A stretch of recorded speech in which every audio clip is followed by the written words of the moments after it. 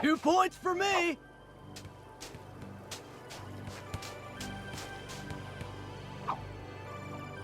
Whoa, 5 points! You won, dog! I didn't know you were such a baller. We gotta have a rematch sometime. Bugsnax originally launched back in November 2020 and held the honour of being the first PlayStation Plus game for the PS5. In it, you play as a grumpus news reporter that travels to Snacktooth Island to uncover the mysteries of Bugsnax, creatures that were cleverly named for being part bug and part snack. Bugsnax features a cast of quirky characters that inevitably need your help to complete quests. These challenges usually involve catching Bugsnax and feeding them to your new island-dwelling buddies. Upon consumption, body parts would be transformed, now resembling all manner of food items, morphing your formerly cute and fuzzy friends into hideous monsters comprised of various meats, veggies, and desserts. Now, while that may sound traumatic, and trust me, if you stay around until the end of the game, it is, the game actually has a lot of heart, with the diverse cast of grumpuses being charismatic and entertaining throughout. Chandler and I are headed to Simmering Springs to investigate, and I'd be greatly reassured if you could join us. Splendid! Meet us there whenever you get the chance.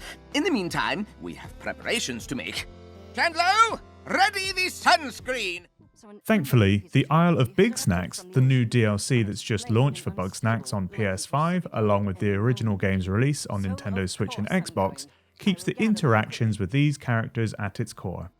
The new story content sees a small ensemble of the original cast venture to the Isle of Bigsnax, a mysterious island that suddenly appeared off the coast of the original game's Snacktooth Island. While a large portion of the Isle of Bigsnax runtime consists of conversations with the grumpuses, by the end of the chapter there was no meaningful character development beyond a slightly deeper understanding about some characters' motives that added little to the overall narrative.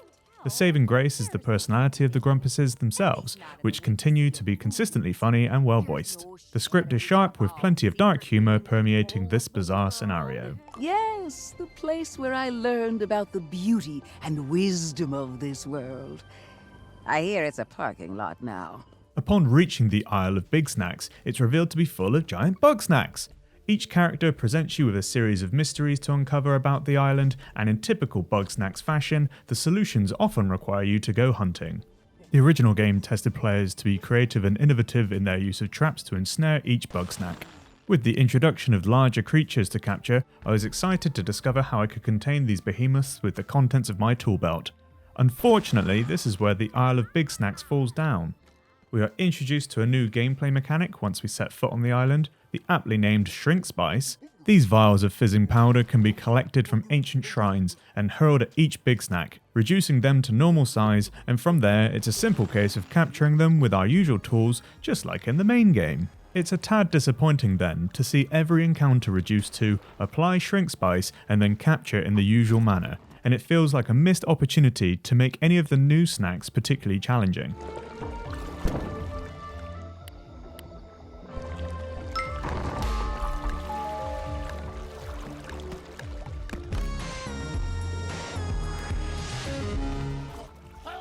The 11 new Bugsnax themselves are well designed, with my personal favourites being the Chocolant, an ant-like Bugsnax that resembles 3 chocolate chips, and the Pilobite, a giant walk-in pie with a plastic cover that needs to be removed before it can be shrunk with Shrink Spice.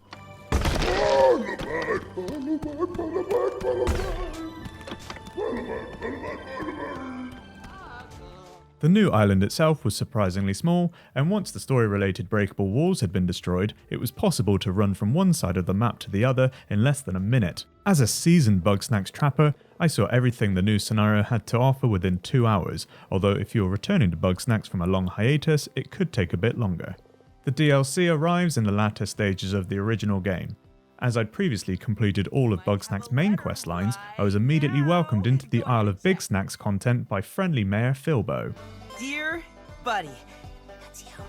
Thanks for walking me back home, and also for saving me from the brink of starvation. While the main attraction of the DLC is the chance to explore a new environment and encounter giant new Bugsnax, this opening interaction introduced new elements to the base game, including a plethora of additional challenges and my own home that I could customize. These new gameplay elements will be welcome additions to the overall Bugsnax experience for new players, but having previously completed everything almost 2 years ago, they didn't provide much of an incentive for me to keep playing beyond the new story content. Overall, the Isle of Bigsnax is a fun, if not revolutionary addition to the base Bugsnax experience. As a free piece of DLC that weaves its way neatly into the main narrative, it's a nice excursion with some of the game's best and funniest characters, only let down by its simple puzzle trapping mechanics. If you're a fan of the original game, the Isle of Bigsnax is an easily digestible, bite-sized portion to sink your teeth into, but you'll probably still be hungry by the time you get home. And that's our review of the Isle of Bigsnax DLC for Bugsnax. Thank you for joining us, and if you enjoyed this review or found it useful, please remember to like and subscribe to be the first to see more great gaming content from JHT. Thank you for watching, and we'll see you next time. 5 minutes in, and you already need a nap.